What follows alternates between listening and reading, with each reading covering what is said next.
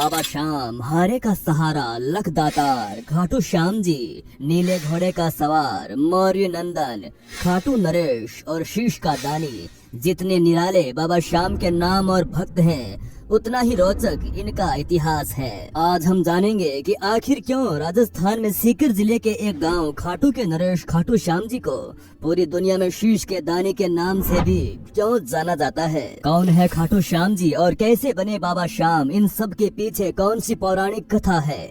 चलिए आज आपको बताते हैं खाटू श्याम जी की कहानी मेरी जुबानी। कौरव वंश के राजा दुर्योधन ने निर्दोष पांडवों को सताने और उन्हें मारने के लिए लाक्षागृह का निर्माण किया था, पर सौभाग्यवश वे उसमें से बच निकले और वनवास में रहने लगे। एक समय जब वे वन में सो रहे थे, उस स्थान के पास ही एक हिडम्ब नाम का राक्षस अपनी बहन हिडिम्बी के साथ रहता था। तब उनको मनुष्य यानी पांडवों की गंध आई तो उन्हें देखकर यह राक्षस अपनी बहन से बोला कि इन मनुष्यों को मारकर मेरे पास ले आओ। अपने भाई का आदेश पाकर वे वहाँ आई जहाँ पास ही सभी भाई द्रौपदी सहित सो रहे थे और भीम उनकी रक्षा में जाग रहा था।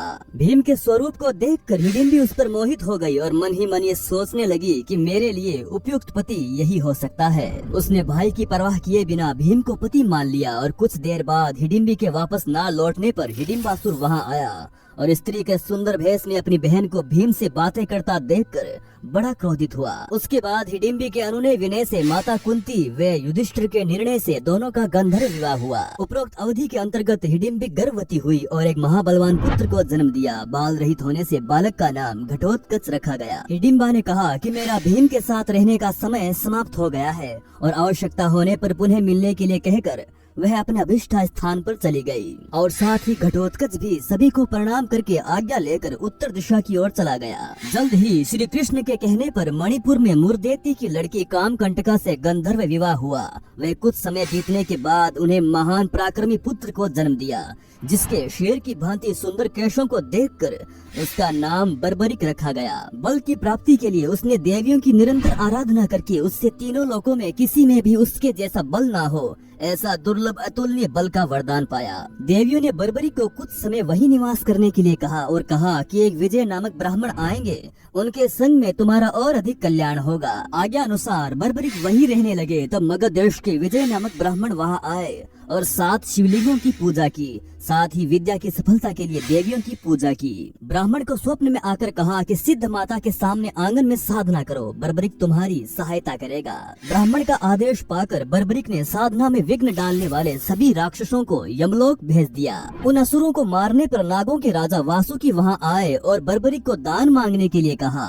तब बर्बरिक ने विजय की निर्विघ्न तपस्या सफल हो यही वर मांगा। ब्राह्मण की तपस्या सफल होने पर उसने बर्बरिक को युद्ध में विजय होने का वरदान दिया। उसके बाद विजय को देवताओं ने सिद्धश्चर्य प्रदान किया। तब से उनका नाम सिद्धसेन पड़ गया। कुछ काल बीत जाने के बाद कुरुक्षेत्र मैदान में कौरवों और पांडवों के बीच में युद्ध की तैयारियां होने लगी। इस अवसर पर बर्बरिक भी अपने तेज नीले घोड़े पर सवार होकर आ रहे थे। तब रास्ते में ही भगवान श्री कृष्ण ने बर्बरिक की परीक्षा लेने के लिए ब्राह्मण के भेष में उसके पास पहुँचे। भगवान ने बर्बरिक की मन की बात जानने के लिए उससे पूछा कि तुम किसकी ओर से युद्ध लड़ने आए हो। तब बर्बरिक ने कहा कि जो कमजोर पक्ष होगा उसकी ओर से युद्ध मैं लड़ूंगा। भगवान ने बर्बरिक से कहा कि तुम 3 बाणों से सारी सेना को कैसे नष्ट कर सकते हो। तब बर्बरिक ने कहा कि सामने वाले पीपल के पेड़ के सभी पत्ते एक बाण से ही निशाने हो जाएं और दूसरा उसे बेध देगा। श्री कृष्ण ने मुट्ठी में पेड़ के नीचे 2 पत्ते छिपा लिए, पर देखते ही देखते एक बाण से क्षण भर में सब पत्ते बींध गए।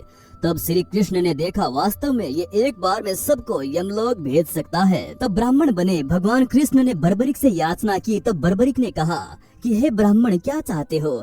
तब भगवान कृष्ण ने कहा कि क्या सबूत है कि जो मैं मांगूंगा वो मुझे मिल जाएगा।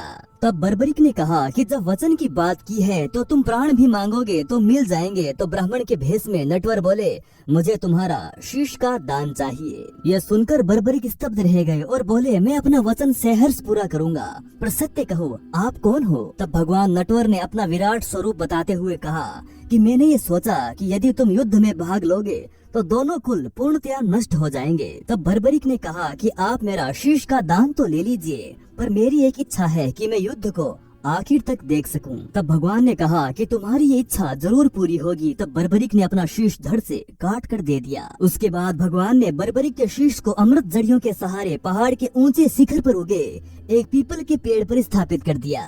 18 दिन तक चले युद्ध में पांडवों को विजय प्राप्त हुई, साथ ही उन्हें अपनी जीत पर घमंड हो गया।